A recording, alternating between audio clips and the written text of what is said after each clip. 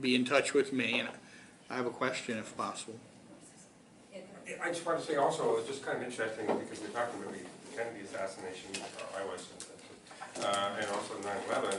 So Peter has pointed out that in the case of the Warren report, at least there was 26 volumes. There were pictures, there were documents. Maybe some of them were distorted and some of them were false, but nevertheless, there were 26 volumes, pictures, and whatever. What we got in 9/11 is a novel, basically a novel, written by somebody apparently in Mississauga, Ontario. They learned their lesson. Huh? They learned their lesson. Yeah, exactly. You don't get the 26 picture. volumes was not something they wanted to repeat. Yeah, so it's not just the firefighters. There's nothing in there. Basically, it's a stream of consciousness. Gentleman way in the back. Yeah, deep state extends from world historic events like 9/11 all the way down to day-to-day operations on the street.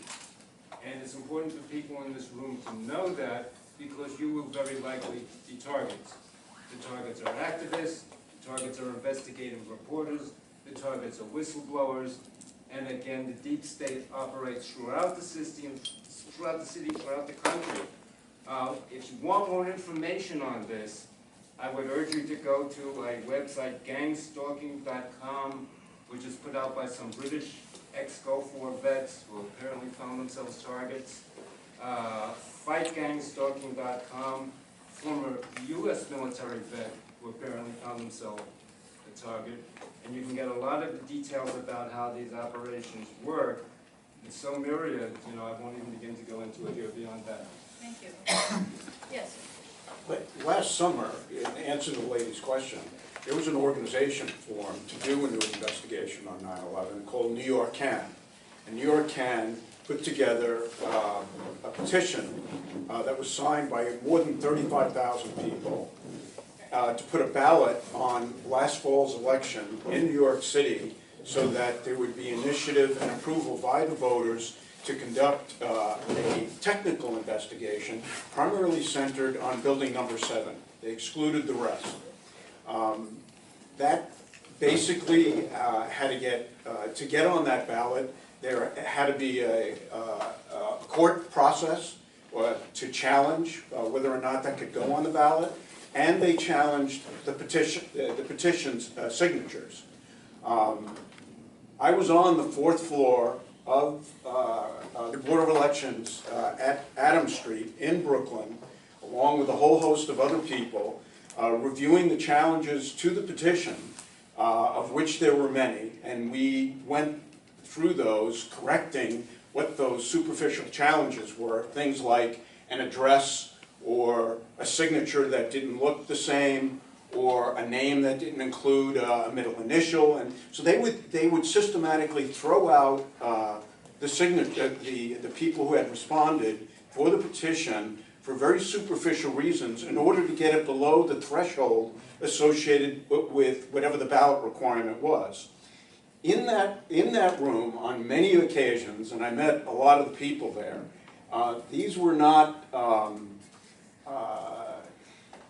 These were all professional people that were of technical nature. I met retired guys who were city building inspectors, to include the World Trade Center, because they were there in the late 60s, early 70s, architects, structural engineers.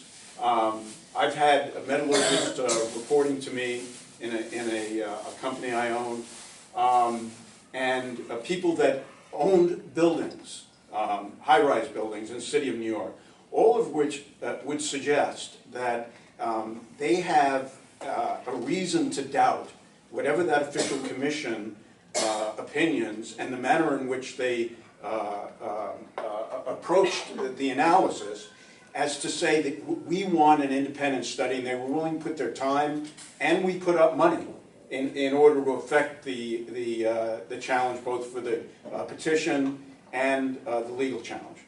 Please let me address that. Did he finish? Did you finish, Yeah. sir? Yeah, by the way, in ending, de Blasio was against it, and it never made the ballot. They challenged it in very strange ways. Okay, so David, if you could make it quickly. I'll be We're out of quick. time. Yeah, I don't disagree with anything the gentleman said.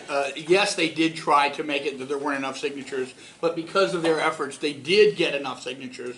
The reason it didn't get on the ballot, my understanding is that there has never been a ballot petition that figured out how to get through the problem of setting up a funding mechanism that would be accepted in accordance with the way the law is spelled out. So it's possible that there is no way to get such a thing on the ballot, but their efforts to stop it failed on the aspect that he was discussing because of your efforts. They were superficial technical issues. But From a you funding got it. standpoint, there are Let's people go on available because we have to so write little the time. check. I don't think we should stay on one topic. Yeah, we have just a little bit more time. Take two more questions, and anyone who hasn't asked a question yet would like to ask one. Okay, yeah? No. Yeah. All right,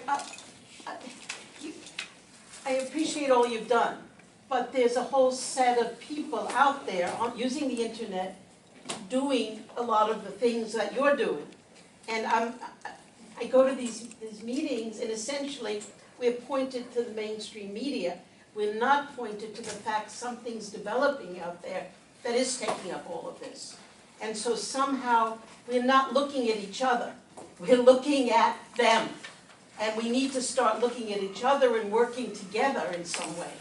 And so I don't know if you make that effort and how you do, but I've done certain things. I know there's a set of websites that do very important, valuable work like what you're doing and what you described.